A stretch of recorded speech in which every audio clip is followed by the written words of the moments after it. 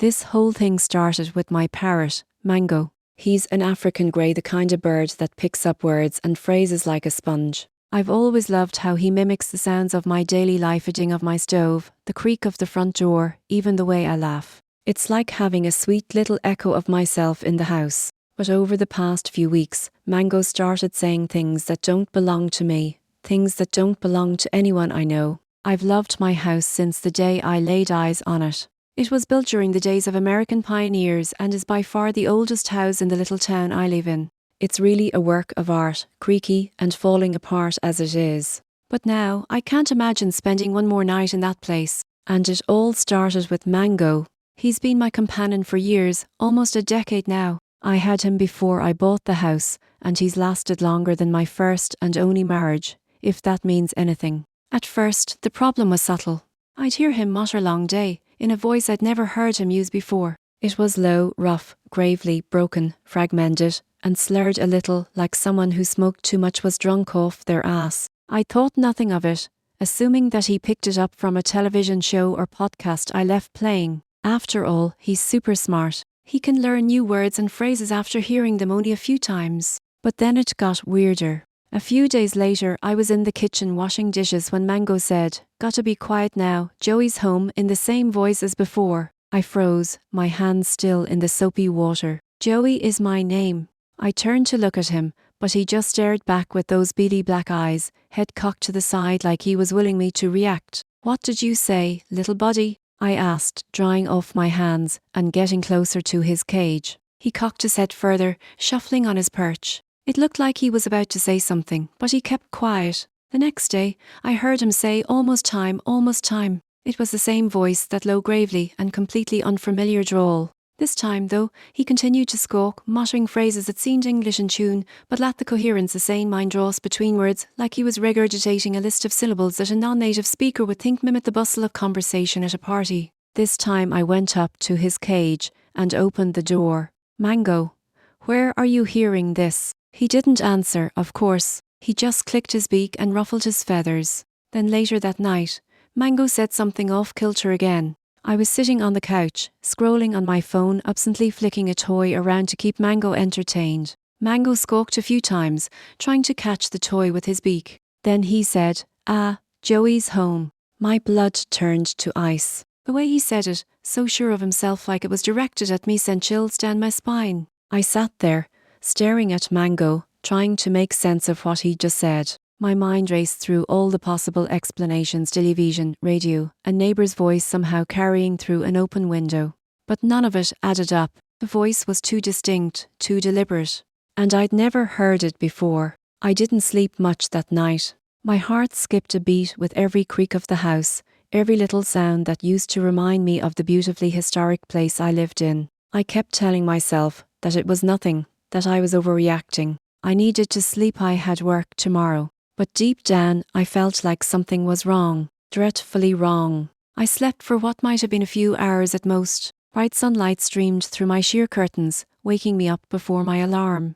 I made sure to play with Mango before leaving for work and tried to get him to say more in that voice. I tried imitating it, because sometimes it prompts him to repeat similar things, but he wasn't very chatty. He usually isn't first thing in the morning. I decided I would get to the bottom of it, whatever it was, after I got home from work. That would put my mind at ease. It was a Friday, so at the very least I could stay up and annoy Mango until he said more in that voice. Maybe then I'd recognise it and figure out where he was hearing it from. When I got home, I went straight for his favourite treat, bananas. That usually turns him into a chatterbox. He's an absolute slut for the things, and will start begging for some the moment he catches a whiff. "Banana," he said.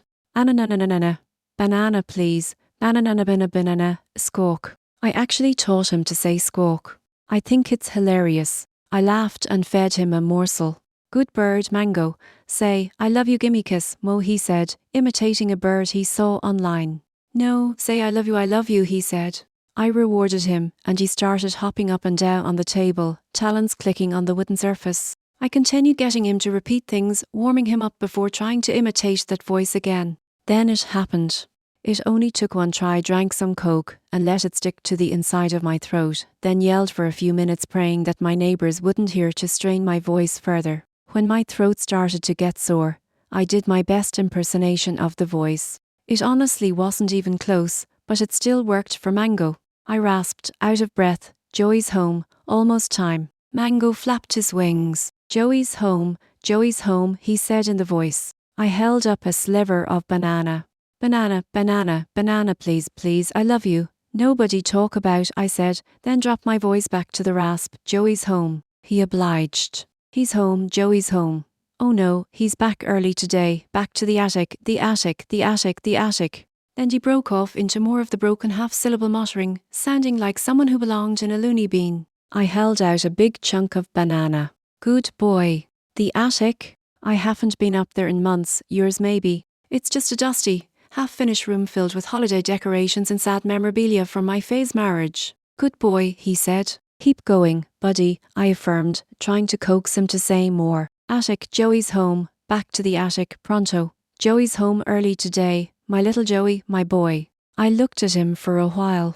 He just shuffled back and forth, cocking his head in the way parrots do. I felt a sinking feeling in my stomach. I knew I had to check the attic, that I had to see what was up there, just for my own peace of mind, or else I wouldn't be able to sleep that night. I gave him another big chunk of banana before setting him on my shoulder. I felt safer with his weight there, little claws digging into my skin through my shirt. I grabbed a flashlight and headed up to the attic. I pulled on the string hanging from the ceiling, and a ladder sprang down. Immediately the must of dust, lumber, and insulation assaulted my nose. It wasn't altogether unpleasant. I took a deep breath, flicked on the flashlight, and began to climb. "Stay close, Mango," I murmured. "Stay close, Mango," he parroted. "I love you. Love you too, bud." The beam of my flashlight cut through the murky air. Particles filtered down from the ceiling. It was surprisingly hot in the attic, given the temperature outside. It wasn't really a huge space, and half of the attic doesn't even have flooring installed. It's just fluffy pink insulation and wooden beams. The part which had a 4-plywood laid over wooden beams covering the insulation between was stacked almost to the frame ceiling with a disorderly array of boxes. Some of the boxes were plastic tubs, and when the flashlight hit them just right, they gave off a dull reflection. I fumbled for the light switch, flicking it a few times. The room stayed dark. "Fuck," I said. The bulb must have burnt out. I angled the flashlight down toward the plywood floors. Boxes kind of made a twisting hallway through the middle of the attic, ending with a small window facing the street. The blinds were shuttered, but a soft glow from street lamps managed to squeeze between the cracks. Something rusted from the other side of the attic. I took a sharp breath in, heart pounding. "Hello?" I asked, then waited for a beat. "Is someone there?" Silence. The only sound was of my thudding heart. "I love you," squawked Mango. I nearly leapt out of my skin. I shushed him, regretting the decision to bring him with me. I called out again. "Hello?" There wasn't a response. Slowly, ever so slowly, I inched my way down the cardboard hallway, sweeping my flashlight back and forth. I peered through slivers of darkness between the towers of boxes, sometimes catching a glimpse of the pink insulation behind them. I was almost to the window at the end of the hallway when I came to a wide gap between two stacks of boxes. I could clearly see where the dust had been disturbed recently, like someone was barely able to squeeze past and their belly ended up as a Swiffer. "Hello?" I floated again. I listened intently, but didn't hear a thing. I felt my palms sweating against the cold metal of the flashlight. I was suddenly thankful that I had such a big flashlight, the kind night watchman carried it double as a club in a pinch. I pushed between the gap in the boxes, barely able to squeeze through myself. What I saw next will stay burned in my memory forever. There was a small layer of plywood on the floor resting between the wall of boxes and the slanted part of my roof. On it was a pile of assorted food wrappers along with a makeshift bed. The blanket was in tatters, barely thicker than a bride's veil and torn in more places than it wasn't. Then I saw the pictures. They were taped to the back of the boxes from floor to ceiling. And they were all pictures of me. Pictures of me playing with Mango. Pictures of me in the shower. Pictures of me eating dinner. Most of them were taken from above, from what I would later find to be small holes drilled in my ceiling. Some of them, though the ones of me sleeping, they were taken from below, from in my house, standing beside my bed. There were close-ups of my face whilst closed, sleeping peacefully. My stomach lurched. I was suddenly very aware of how sweaty my palm was against the flashlight, how slippery it was. I switched it to my other hand and dropped it in the process. It landed with a crack, plunging me into darkness. I swore and Mango squawked. I had almost forgotten about him on my shoulder. A pile of boxes crashed down from the other side of attic, near the door. I jumped and almost careened backward off the plywood floor and into the open insulation with beams. I fumbled back through the gap in the boxes, but I couldn't see shit. I could hear laboured breathing and thudding footsteps moving away from me, toward the attic door. A silhouette was hunched over, outlined against the light streaming in the doorway ladderway, from the house below. The person was huge, though I didn't catch a good look at them. A grunt followed by a slam, and the room grew even darker. Mango squawked and fluttered on my shoulder, his wings slapping the side of my face. All I could think about was the dim glow behind me, the faint glimmer of street lamps filtering through the blinds. I would be silhouetted. Whoever was in the attic would be able to see me, but I wouldn't be able to see them. I swore and dropped to my knees, crawling back through the gap in the boxes to search for my flashlight. "Hello, Joey," the person said in that familiar gravely voice. They were breathing heavily. I froze. I strained my eyes and ears, trying to see the flashlight I had dropped without making a sound while simultaneously trying to collocate the intruder. My hands were shaking. I was absolutely terrified. I groped blindly for the flashlight. I heard the person march deliberately, their laboured breathing coming closer with each step. Mango was clinging to my shirt with his beak as well as his claws now, biting into my flesh. I think it hurt, but in that moment I couldn't feel a thing. I was numb with adrenaline. Finally my fingers closed around the cold grip of my flashlight. I stood up, with Mango clinched to my back now. "Come out, my little boy," the voice said. Oh, the voice was even worse in person. Mango did a damn good job with his impersonation, but his little beak could only do so much. The real voice had weight behind it. When Mango parroted, I thought it sounded like a smoker. But a smoker's lungs weren't healthy enough to talk with such weight. This voice filled the room, deep and powerful. It boomed again. "Come out, my love. I want to see your pretty face." I shivered and clutched my flashlight. I smacked it against my palm, frantically clicking the on-off button, and it flickered on. The beam revealed a monstrous person. Long, patchy strands of hair clung to their peeling scalp. They were nearly naked. Huge belly protruded underneath a Hello Kitty t-shirt that did little to cover skin. It was the only article of clothing that she wore. The thing had breasts. I could only assume it was a woman. Her tits sagged over her protruding belly like cascading new logs, long and skinny, pulled tight into her childish t-shirt. Her legs were too thin to support such a build, and I thought she would topple over at any second. But they proved plenty strong as she marched toward me, one deliberate step at a time. She cocked her head like Mango so often does, and licked her lips with a dry smack. "Joey, my honeybur, you look dashing." Her voice maintained a deep croak, bubbling like a derelict engine. I stuttered, trying to find my voice. "Who are you?" She smiled. "I'm your new wife. Much better than that whore Liliad you used to fuck." She said my ex-wife's name with such spite, such malice. I didn't know what to say, how to even respond. I think I shook my head, but honestly, I can't remember much detail past that. It all happened so fast. She lunged toward me, closing the gap in seconds. I yelped, stumbling backwards, and crashed into the window behind me. Mango flew off my shoulder into the darkness, and I fell to the floor as she reached for me. Her hands were soft and oily against my face. Lake-eskin, I thought as her weight landed on top of me. I screamed and thrashed. Her breath was hot and wet against my skin. She clawed, muttering nonsense as I tried to shove her off. "My boy," she said. While we struggled, Mango flapped in circles above our bodies. He dived at her a few times as she held me down, pulling at my waistband. "Give it to me." "What the fuck?" I shouted. She was too heavy, too strong. Where did that strength even come from? I thought as her spindly legs wrapped around me, keeping me pinned. "Give it to me," she demanded, yanking at my pants and trying to lick my face all at once. I pushed with all my strength, shoving her face away from me with one arm while searching desperately for the flashlight with the other. When my fingers closed around the cool metal, I didn't hesitate for a second, slamming it into her back. She let out a huff of air into my face, a gagging stench, and rolled off me.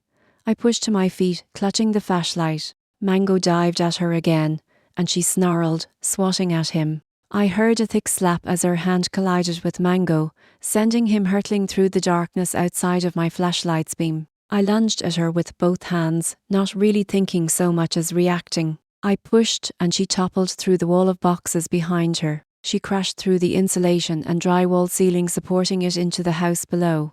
A plume of fiberglass enveloped me, and I heard her moaning through the opening in the attic's floor. I peered through the hole that she punctured. She was laying on the floor of my upstairs guest room, groaning loudly. I watched for a second, still unbelieving and out of breath, then sprinted for the other side of the attic where the ladder was. By the time I made it to the room, she was gone, leaving only a few drops of blood and fluffy insulation on the floor. I was pretty shaken up, but I still managed to call 911 and explain what just happened. A few minutes later, cops showed up with sirens blaring. I explained everything to them as well, and they took my statement. A few officers stayed with me in my living room while others conducted a manhunt outside, but they didn't find her. She escaped. Other officers conducted a search of my house, gathering evidence. I insisted to come with them in the attic to find Mango. The woman had swatted him, and I wanted to make sure he was okay. He wasn't. He was still breathing when I found him, laying atop some insulation. Meek little breaths. Both of his wings were bent at odd angles, and he fluttered lightly. "Oh, Mango," I said, cradling him in my hands. He didn't respond. An officer offered to give me a ride to the vet's office. I held Mango the whole way, saying little prayers for his little body in the back of the police cruiser. I called ahead on the way there, and they had an emergency line with someone on call. They informed me that the vet could be there within an hour and gave me instructions on what to do with Mango in the meantime. He died before the vet showed up. His last breaths were shallow, barely a whisper. I sobbed and felt awkward in front of the cop, but they turned their attention elsewhere, as if to give me privacy. In the days that followed, I felt hollow inside. I left the house, leaving everything behind. I couldn't bear to be there. The cops told me they'd call if they found anything, but the days stretched into weeks, and their updates became less and less frequent. They never found her. Never even got close. They assured me that she was probably long gone, miles away, that people like her drift from place to place. They said it to comfort me, but it only made things worse. She was obsessed with me, that much was clear. She knew where I slept. So I sold the house at a loss, barely able to stomach the thought of stepping inside again to pack my things. Even now, weeks later, I can still see her sagging body, her oily fingers, the way she licked her lips and called me her boy. I dream of her sometimes, nightmarish things. I wake up drenched in sweat, convinced she's in my new apartment ceilings, the walls, and I can hear her laboured breathing. Sometimes I hear the floor creak in the dead of night. Sometimes, when the night is quietest, I swear I hear a voice, a rasping, low, fragmented whisper. "Almost time, Joey. Almost time."